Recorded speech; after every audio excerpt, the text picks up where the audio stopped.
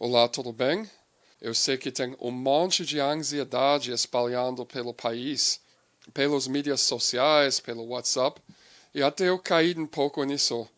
Essa semana, quando eu ouvi um WhatsApp áudio que dizem que era de um gerente de um hospital falando que os leitos do UTI estavam superlotados de pacientes do coronavírus, e depois eu vi na internet que tem um monte de babacas espalhando terror pelo WhatsApp, inventando histórias. Ou seja, a gente está com um risco aqui, muitos riscos, é um momento estressante, principalmente porque tem um palhaço de mal no poder, mas também tem uma lógica atrás disso todo. E é simplesmente importante não ir lá fora, se você consegue. Se você precisa ir fora, lava seus mãos, lava tudo quando você volta, tira sua roupa, toma banho.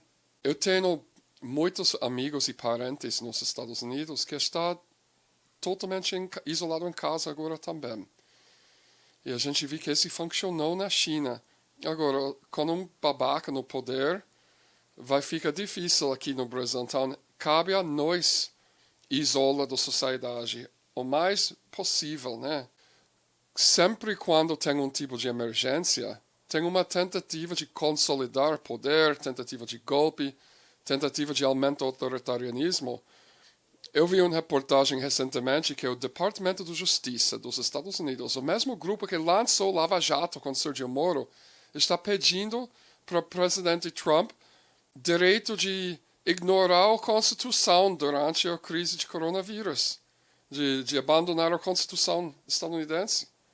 Além desse projeto de poder de autoritarismo que pode crescer através de espalha de terror nas mídias sociais sobre o coronavírus, que está acontecendo nos Estados Unidos, na Inglaterra, no Brasil também, tem alguns golpes econômicos que estão acontecendo, e esse é o assunto do meu programa de hoje. A gente vê vários países, até governos da direita, que estão prometendo oferecer um tipo de renda universal básico para a população, para compensa para o tempo que eles vão passar agora sem trabalhar.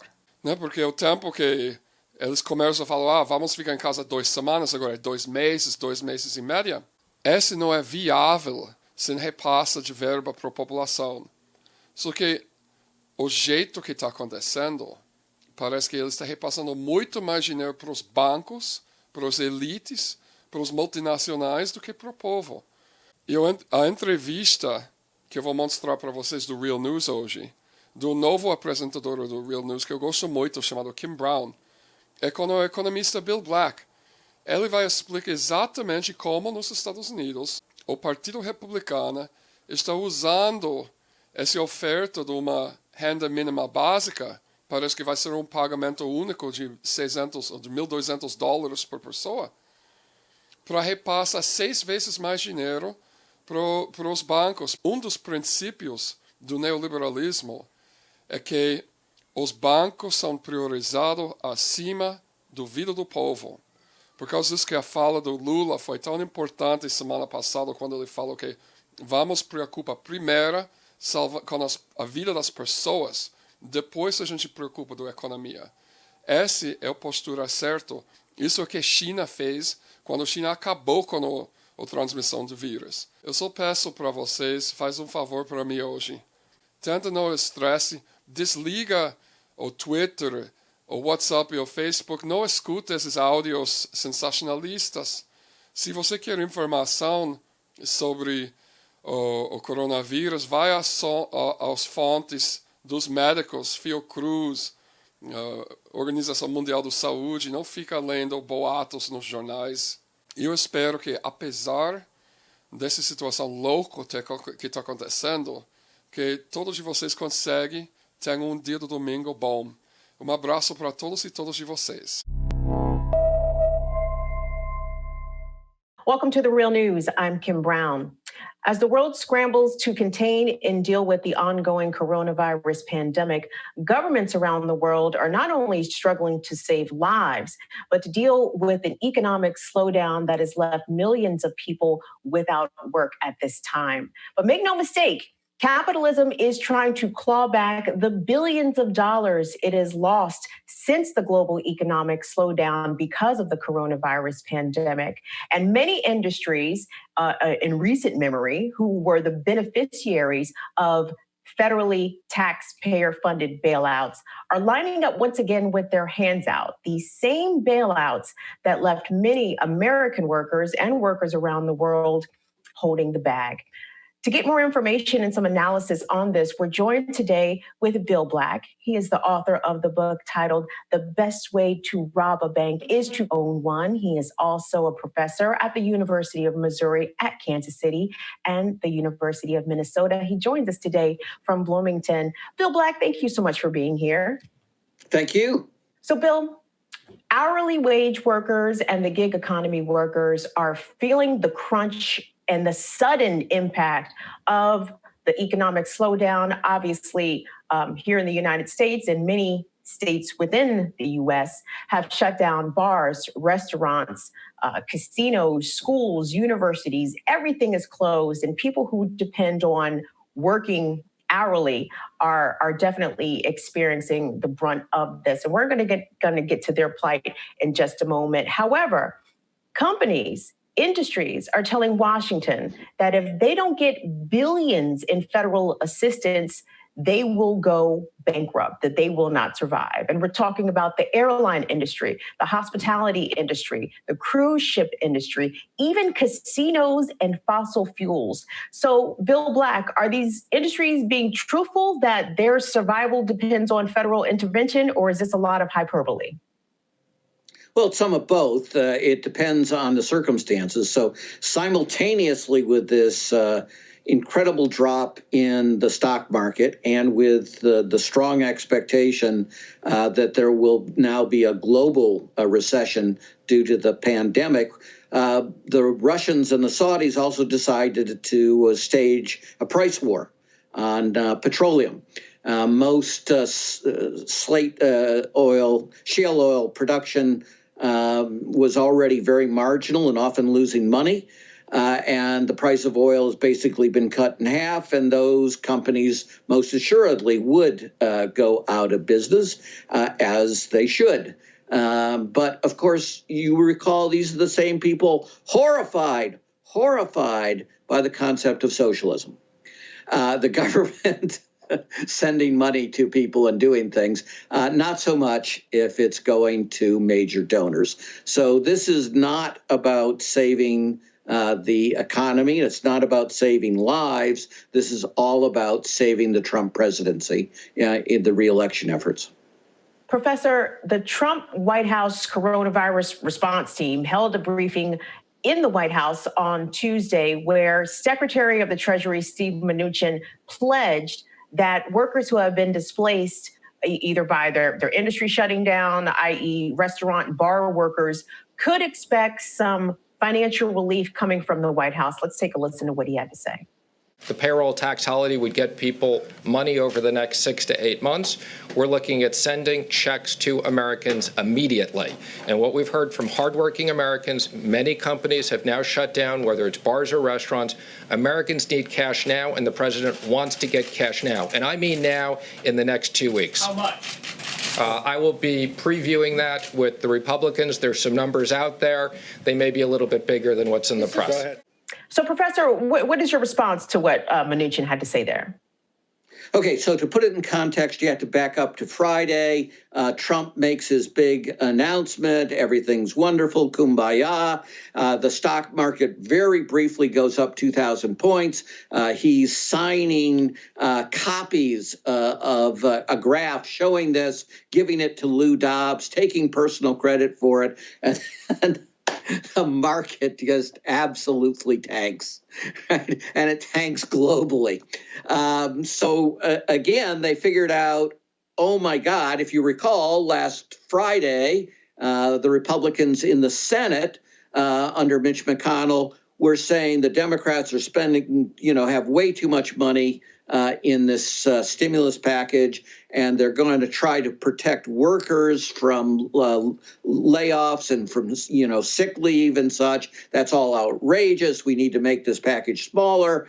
And now Trump has reversed it because the biggest thing he thinks he has going for his reelection is the stock market. So this is all about getting a really big surge in the stock market, which, by the way, the gains go overwhelmingly to very, very wealthy people and corporations. That's who's most heavily invested in the stock market. And given the failure of his last efforts, they've decided to go big. And, this is the old thing, go big or go home. Home not to the White House, but back to Florida or wherever he's decided to live if he gets defeated for re-election.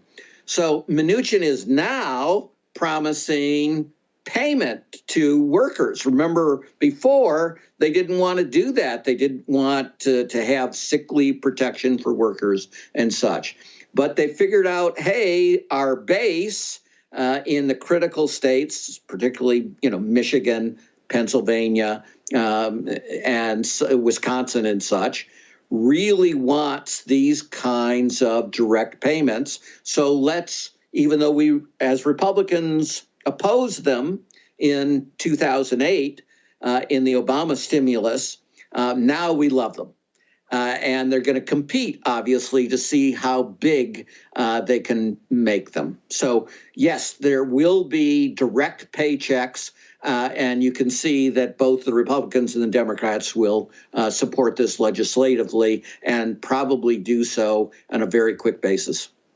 Professor, I'm going to lean heavily on your financial expertise here because Secretary Mnuchin, in this address from the White House on Tuesday, he made some specific claims about what the Fed is willing to do to boost the economy. Let's have a listen to what Secretary Mnuchin had to say there. The first I would say is earlier today, I sent a letter to Fed Chairman Powell approving his request to use 13.3. And what that will do is the Fed will be setting up a special purpose vehicle, which the Treasury will invest $10 billion in from one of our funds.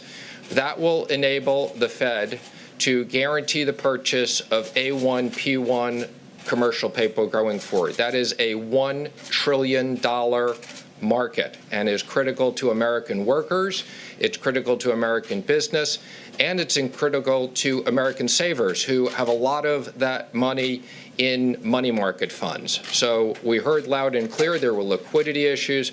This is very significant and will create, I don't think we'll need to use it all, but we have the ability to have the Fed purchase up to $1 trillion of commercial paper as needed. That has already created significant stability in the market today. So, Professor, I can tell you I understood very little of what was just said. All I understood was $1 trillion. Can you please decipher what Steve Mnuchin is talking about and how that will impact average workers, if at all? It won't affect average workers at all if it works as intended. What they were concerned about is the kind of breakdown in markets that occurred in September 2008, and then, like dominoes, caused what we call systemic failure, systemic risk, where one failure triggered another.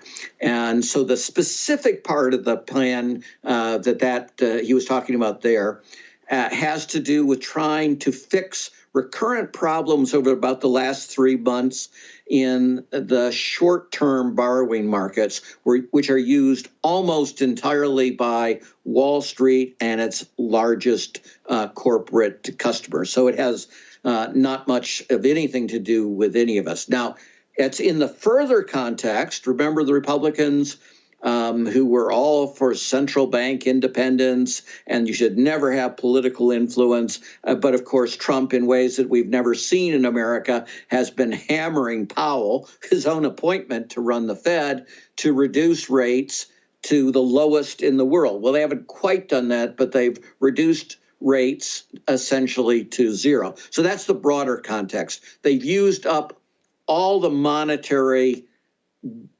tricks that they have in terms of stimulus. Then they try to deal with the liquidity problem. And the way they did that is say, hey, we'll be the buyer of last resort up to $1 trillion out of the Fed.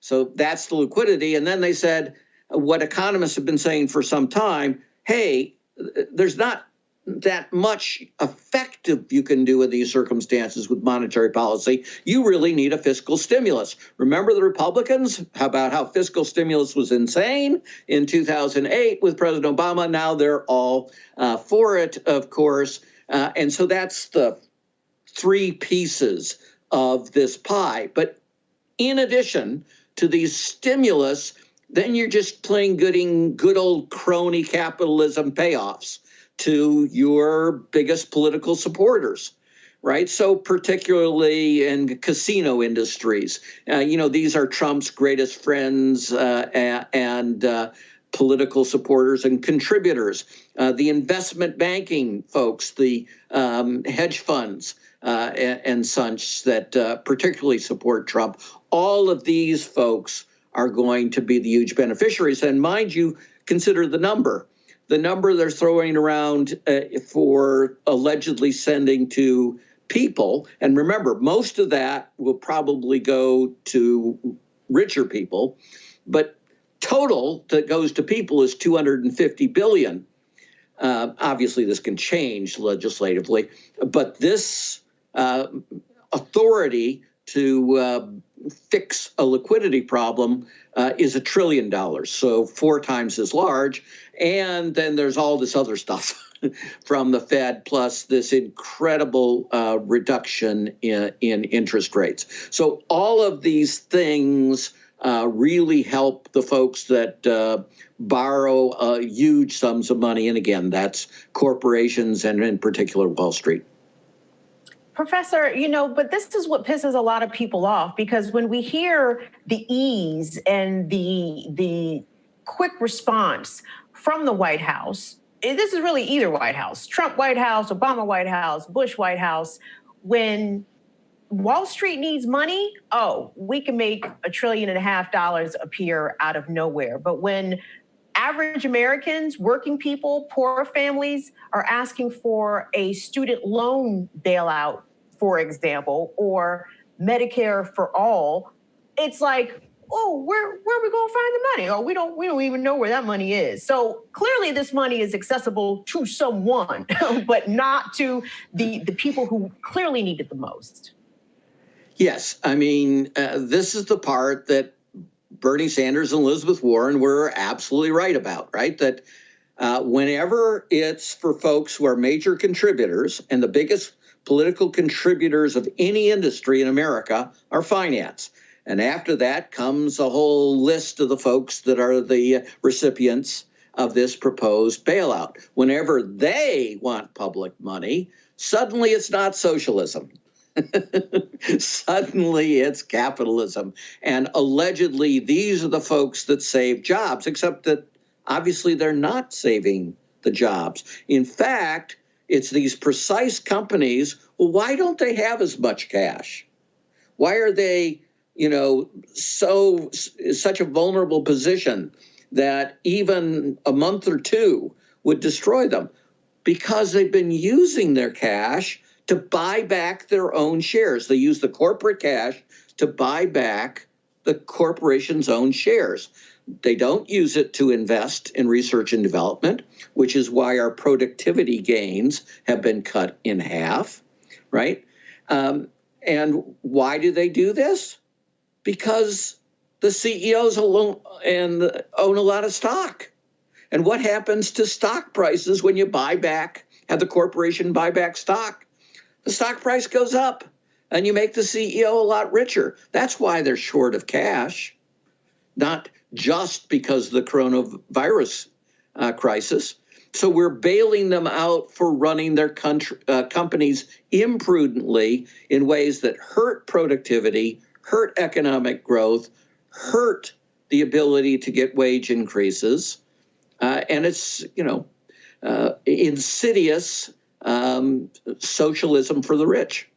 And we can look back retrospectively on the most recent bailouts, federally taxpayer-funded bailouts done at the very tail end of George W. Bush's administration going into the first term of Barack Obama's administration. I mean, when we look at the General Motors bailout, for example, 10 years onward, GM has laid off tens of thousands of employees. They have shuttered factories in some of the most economically vulnerable communities here in the United States. But the banks also got a huge bailout in 2008, 2009. And I wanted to play a clip from then Senator and Democratic candidate Barack Obama. He sat down with CBS's Bob Schieffer on Face the Nation. And this is what he had to say about the TARP bailout. Let's have a listen.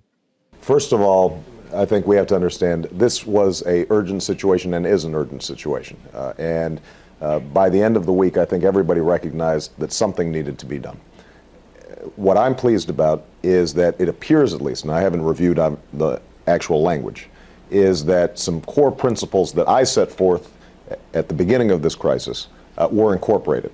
The issue of making sure that we had strong oversight, the insistence that taxpayers share in the gains, if there are any, when the market recovers, the insistence that homeowners get additional relief so that there's some reciprocity. If, in fact, we're bailing out or helping banks, they, in turn, have to help rework mortgages for people who are potentially facing foreclosure.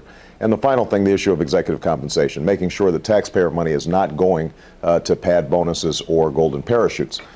It appears that those principles have all been incorporated into the core agreement.